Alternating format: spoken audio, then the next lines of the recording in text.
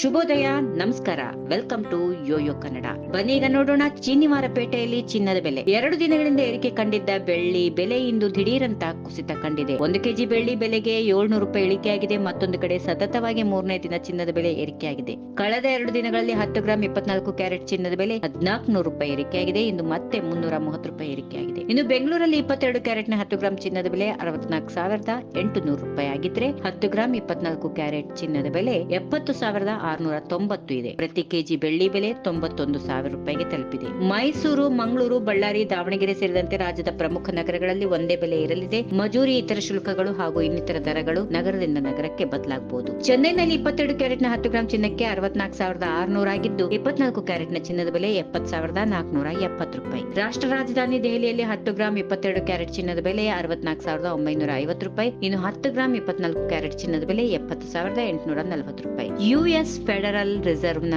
ಒಂದೇ ಒಂದು ಘೋಷಣೆಯೊಂದಿಗೆ ಚಿನ್ನದ ಬೆಲೆಗಳು ಏರುತ್ತವೆ. ಇತ್ತೀಚಿನ ಸಭೆಯಲ್ಲಿ ಬಡ್ಡಿ ದರಗಳನ್ನು ಯಥಾಸ್ಥಿತಿಯಲ್ಲಿ ಇರಿಸುವುದಾಗಿ ಫೆಡ್ ಘೋಷಿಸಿದ್ರು. ಸೆಪ್ಟೆಂಬರ್ ಸಭೆಯ ವೇಳೆಗೆ ಬಡ್ಡಿ ದರಗಳನ್ನು ಕಡಿತಗೊಳಿಸಲಾಗುವುದು ಎಂದು ಸೂಚಿಸಿದೆ. ಈ ಕಾರಣಕ್ಕಾಗಿ ಬಂಗಾರ ಮತ್ತು ಬೆಳ್ಳಿ ಬೆಲೆಯಲ್ಲಿ ಏರಿಳಿತ ಸರ್ವೇ ಸಾಧಾರಣವಾದದ್ದು.